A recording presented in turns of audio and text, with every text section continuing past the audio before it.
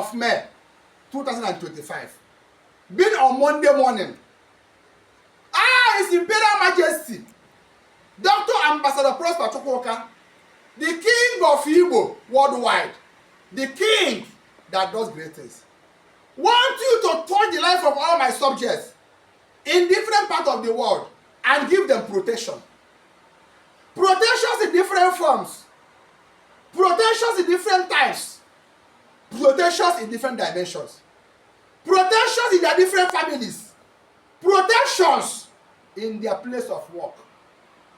Anywhere you are, whether you are in Nigeria or diaspora, and they are the subject of Ezomiugu Palace, I'm releasing the power of protection to your life this morning. You must be protected all the days of your life. That is the prayer of a king to your life this morning. As I pray, so shall it be.